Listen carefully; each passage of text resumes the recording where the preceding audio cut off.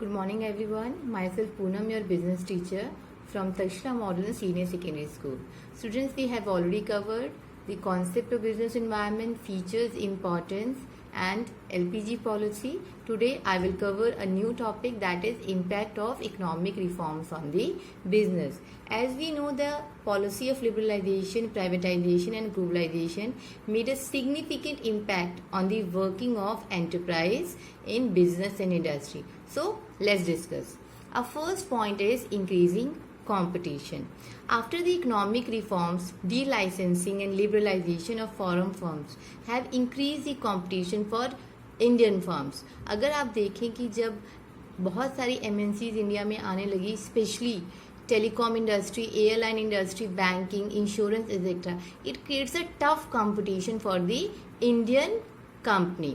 So what we say that कि after the LPG policy Indian industries में बहुत ज़्यादा कंपटीशन डेवलप होने लगा. स्पेशली बात करें बैंकिंग की, अगर हम बात करें जितने भी गवर्नमेंट बैंक थे, they have a tough competition right now with the private banks. Now our second point, more demanding customers.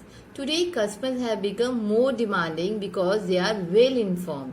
So right now अगर हम बात करें मैन्युफैक्चरर्स के लिए, वो तो जितने भी वो प्लान्स बना रहे हैं वो किसके लिए बना रहे हैं? To satisfy the customer. Because अगर वो कस्टमर को सेटिस्फाई नहीं करेंगे तो कस्टमर के पास ऑप्शंस है कि वो कहाँ जा सकते हैं? कॉम्पिटिटर के पास. So that's why they provide the better quality of goods and services to satisfy their customers. Now our third point, rapidly changing technological environment. Due to increased competition made it compulsory for Indian firms to develop new ways to survive and grow in the market. We have already discussed कि अगर जो भी company अपनी technology में कोई चीज़ नहीं लाती, वो इम्प्रूव नहीं करती मशीन्स में, प्रोसेस में, प्रोडक्ट्स एंड सर्विसेज में, तो वो मार्केट में क्या कर पाएगी? सर्वाइव नहीं कर पाएगी. So it is very must for every company to cope up with the technological changes or adapt the new ways so that they can face the competition. Like अगर हम एग्जांपल देते हैं नैनो का, nano car जब market में आई थी तो उनका क्या, उन्होंने बहुत ज़्यादा रिसर्च एंड डेवलपमेंट किया होगा. देन फाइनली उन्होंने क्या 1 लाख का कार वो डिलीवर करने के लिए केपेबल हुए. तो दिस टाइप ऑफ इनोवेशन जो है कहीं ना कहीं हर इंडस्ट्री के लिए आज की डेट में मस्ट है. Now, fourth point, necessity for change. Before the economic reforms, the business environment was quite stable. उस समय क्या होते थे, जितने भी प्लान्स और पॉलिसीज जो बनती थी वो कंटिन्यू करते थे for a longer period of time. But अगर हम बात करते हैं आफ्टर इकोनॉमिक रिफॉर्म्स की, तो जितने भी मार्केट फोर्सेस हो गए वो कैसे हो गए? बहुत ज़्यादा डायनेमिक हो गए. तो एंटरप्राइज को क्या करना पड़ा? They have to continuously modify their operations and policies. अगर हम बात करें फर्म्स की, लाइक एलजी है, सैमसंग है या बजाज की बात है, तो करेंटली कहीं ना कहीं आप ऑब्जर्व करोगे कि वो हमेशा अपने प्रोडक्ट के अंदर कोई ना कोई चेंज लाते रहते हैं. Why this change is required? So that they can face the competition. Now our fifth point, need for developing human resources. Indian firms have suffered a lot due to shortage of trained personnel. That's why after the economic reforms, a new market condition, what they required, it required people with higher competency and with a greater commitment. This firm relies to develop their human resources. So firm ने क्या किया? जितने भी Indian firms थी, अगर हम observe करें आज की डेट में, वो कहीं ना कहीं क्या कर रहे हैं? कहीं ना कहीं वो किस में इन्वॉल्व है? रेगुलरली इन्वॉल्व है अपने आप को अरेंज करने के लिए on the job and off the job training programme for their employees, so that they update their knowledge and work for the betterment of the company. That's why अगर आज की डेट में कोई भी ऑर्गेनाइजेशन हमेशा प्रेफर करती है कि वो कहीं ना कहीं अपने एम्प्लॉयज़ को रेगुलर ट्रेनिंग प्रोवाइड करें, सो दैट कि जितनी भी न्यू एडवांस टेक्नोलॉजी आ रही है या एडवांस्ड चेंजेस आ रहे हैं उसके अकॉर्डिंग वो अपने आप को कोप अप कर पाएं. Now 6th point, market orientation. हमारे पहले की कंडीशन क्या थी? हम जितनी भी कंपनीज होती थी या बिजनेस थे वो प्रोडक्ट ओरिएंटेड अप्रोच को फॉलो करते थे. What was product oriented approach?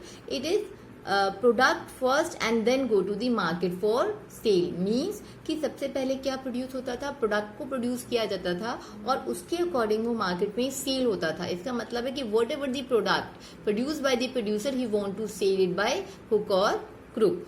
But after the competition जब फोकस किस पे होने लगा, कंज्यूमर पे फोकस होने लगा, तो कहीं ना कहीं मार्केट शिफ्ट हो गया किस पे, मार्केट ओरिएंटेशन। मार्केट ओरिएंटेशन का यहाँ पे मतलब है मार्केट रिसर्च। यानी कि आज की डेट में बिजनेसमैन क्या कर रहा है, बिजनेस क्या कर रहा है कि कस्टमर को सेटिस्फाई करने से पहले, प्रोड्यूस होने से पहले वो क्या कर रहा है, मार्केट रिसर्च कर रहा है। क्या आइडेंटिफाई कर रहा है, कस्टमर की नीड को आइडेंटिफाई कर रहा है। कस्टमर क्या प्रोडक्ट के अंदर क्या उसकी एक्सपेक्टेशंस है उसको आइडेंटिफाई कर रहा है। देन वो क्या कर रहा है, प्रोडक्ट को डेवलप कर रहा है। सो जो पहले जो हमारा कॉन्सेप्ट था प्रोडक्ट ओरिएंटेड अप्रोच, वो किस में चेंज हो गया है, मार्केट ओरिएंटेड अप्रोच।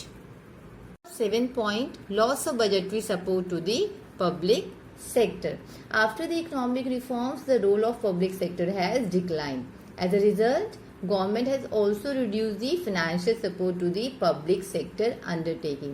So जितने भी PSC हैं उन्होंने फाइनली क्या रियलाइज किया, उन्होंने फाइनली ये रियलाइज किया कि in order to survive and grow in the competitive world they will improve their performance. अगर वो अपनी परफॉर्मेंस या अपनी रिसोर्सेज को प्रॉपरली यूज नहीं करते तो कहीं ना कहीं गवर्नमेंट क्या करेगी, अपनी जो पॉलिसीज हैं डिसइन्वेस्टमेंट की, या जो हमने एक पॉइंट पढ़ा था कि जो policy regarding the sick units, अगर वो काम नहीं करती तो कहीं ना कहीं उन्हें क्या कर दिया जाता है, उन कंपनीज को जो पब्लिक सेक्टर्स कंपनीज हैं उन्हें बंद कर दिया जाता है। तो सेम पॉलिसी क्या करेगी गवर्नमेंट, उसको फॉलो करेगी।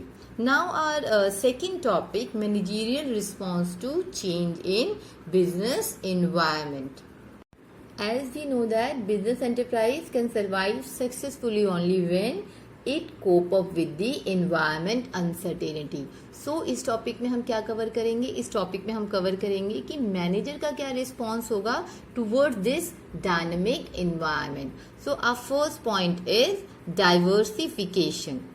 Diversification basically related with the introduction of new range of products and services in which company don't have any prior experience. अगर बात करें रिलायंस इंडस्ट्रीज की तो किसमें एंटर हुई है, मोबाइल कम्युनिकेशन में। बेसिकली पर्पस क्या है डाइवर्सिफिकेशन का, कि हम पूरी मार्केट के जितने भी सेगमेंट हैं, कंज्यूमर सेगमेंट को इंक्रीज करना। That is the main purpose of diversification. सभी आज की डेट में जितनी भी कंपनीज अगर आप देखें, या तो सैमसंग या किसी भी कंपनी, बड़ी कंपनी का एग्जांपल लें, तो आप फील करेंगे कि वो इंफ्रा में भी है, वो टेलीकम्युनिकेशंस में भी है और डिफरेंट लाइन ऑफ प्रोडक्ट में वो डील कर रही है। Now second is joint venture with MNCs. Joint venture with MNCs में बेसिकली मैनेजर क्या कर रहा है, कहीं ना कहीं वो कोशिश कर रहे हैं कि वो किसके साथ आए, ज्वाइंट वेंचर के साथ आए, जितनी भी मल्टीनेशनल कंपनीज हैं उनके साथ। तो इससे क्या होगा, it is very easy for firm to face the competition. कहीं ना कहीं वो अपनी जो पोजीशन है वो स्ट्रांग बना रहे हैं, कहीं ना कहीं it is very easy for them to face the environmental pressure, जो डायनामिक चेंजेस हो रहे हैं, अनसर्टेनिटीज हैं, कहीं ना कहीं वो उसको फेस कर पा रहे हैं। एग्जाम्पल करें तो joint venture between Jaguar and Tata Motors, Mahindra and Mahindra with Ford are the very good example, जहां पे उन्होंने अपनी पोजीशन स्ट्रांग की है through the joint venture with MNCs. Now our third point, acquisition and mergers. बात करते हैं एक्विजिशन एंड मर्जर। तो एक्विजिशन क्या है, बेसिकली जब एक फर्म दूसरी फर्म को एक्वायर कर लेती है, that is called acquisition, means purchase करना किसी दूसरे फर्म को। मर्जर मीन्स जब दो फर्म आपस में मिलके कोई न्यू एंटिटी क्रिएट करते हैं, दैट इज कॉल्ड मर्जर। तो बेसिकली एडवांटेज क्या है, एडवांटेज ये है कि कभी भी हम किसी कंपनी में कोई कंपटीशन फेस करने या किसी भी रीजन से किसी कंपनी की पोजीशन स्ट्रांग करने के लिए हम जनरली उसे एक्वायर कर लेते हैं या मर्ज हो जाती है वो कंपनी। तो इससे एडवांटेज क्या है कि कई बार क्या होता है, वो ऑलरेडी रिनोव्ड नेम है। अगर एग्जांपल दे तो फ्लिपकार्ट ने एक्वायर किया फैशन फोकस राइवल मिंत्रा को, तो कहीं ना कहीं दोनों का एडवांटेज है कि वो मैक्सिमम ऑलरेडी जो कवर्ड मार्केट है वो इजीली कवर कर पा रहे हैं। Now next point, use of modern technology.